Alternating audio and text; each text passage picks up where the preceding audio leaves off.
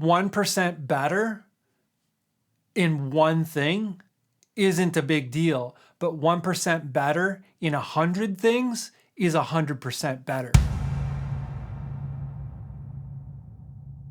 Hello, I'm the Bun. Welcome to the channel. This here is Baritone Obsessed. This is a show all about guitars that are a whole bunch longer. We're going a whole bunch lower. Congratulations on your new baritone.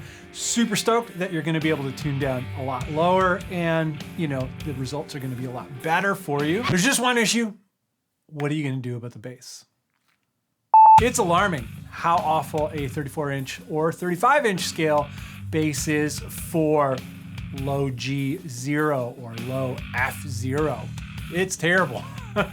For E1, get a lot of comments, a lot of questions about what do I do for going an octave below in E1? Do it if you want to. I'm not saying don't do it. I'm just saying I'm not gonna cover it and I'm not gonna make recommendations to go an octave below for E0, E1 to E0. Today we're gonna talk about A0 down to F0. Huge thanks to everybody with us over at Patreon and YouTube memberships. They are the people who produced this episode and many others. If you'd like to get involved in producing future episodes and future music, you can do so in the links down in the description.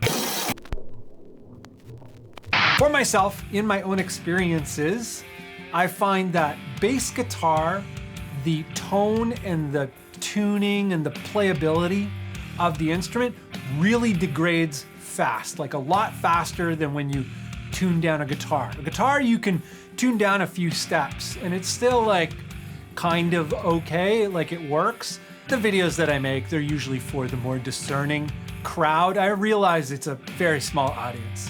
I have this saying, like 1% better in one thing isn't a big deal, but 1% better in 100 things is 100% better.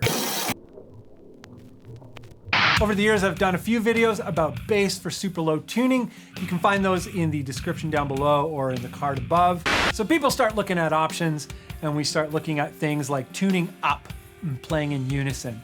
So unison F1, unison G1. Everything higher than E is just a little too high. You can make it sound good. I'm not saying you can't get good results, you can, but it's just not as satisfying with a little bit lower. Another thing you could do is take a pitch or octave effect and pitch everything down.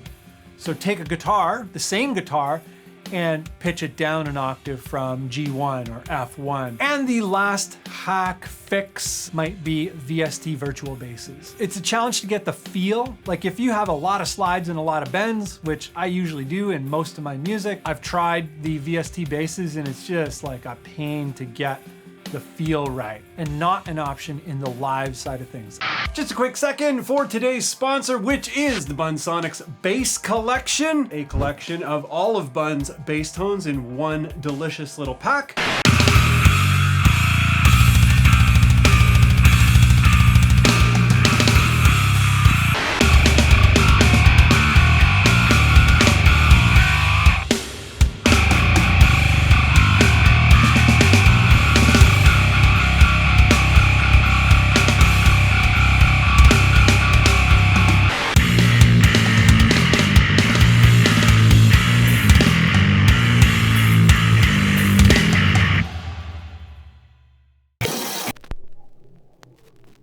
So let's take a look at some basses for going a lot lower.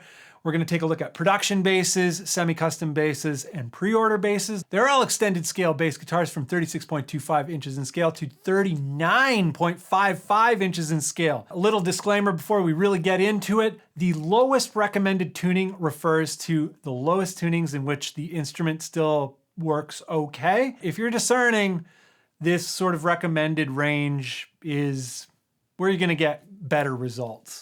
If you'd like to gain access to these links to follow along today or go back to tomorrow, they are up at my website. I'm not sure how long these resources will be up there. EXT basses, extended scale basses. We're gonna be going from shortest to longest. All the multi-scale basses, we're just gonna be concentrating on the lowest side of the fretboard in terms of scale length.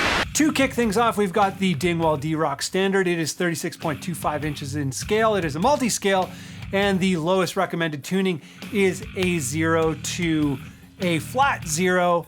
Next on the list, we've got the Dingwall Combustion 4. 4-string combustion, 36.25 inches in scale. Same recommended low tuning, A0 to A flat 0. Next up, we've got the Acacia Atlas Modern. It is 36.75 inches in scale. Multi-scale again, lowest recommended tuning, A0 to A flat 0. Getting a little bit longer still, we've got the Dingwall Combustion 5.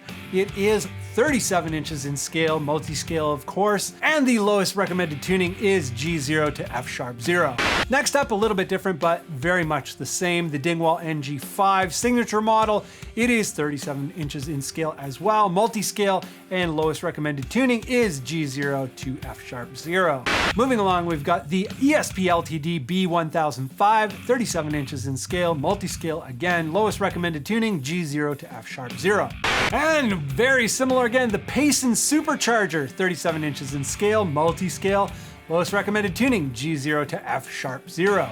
And starting to see a trend, the Spectre NS Dimension 5, 37 inches in scale, lowest recommended tuning is G0 to F sharp 0. Getting into the monster territory, we've got the Callium Parallel. It is 39.55 inches in scale, parallel frets. Lowest recommended tuning is F0, but you might be able to do an E0 on this. Second last on the list, we've got the Callium Multiscale, 39.55. It is a multi-scale bass. Lowest recommended tuning is F0, and if you're brave, try a E0. And lastly, we've got Dudecraft. Dudecraft, pick your scale, pick your design. Dudecraft is very open to building wild instruments. Get in touch with Captain James. Captain James is an amazing dude. And yeah, see what you can cook up with Dudecraft guitars.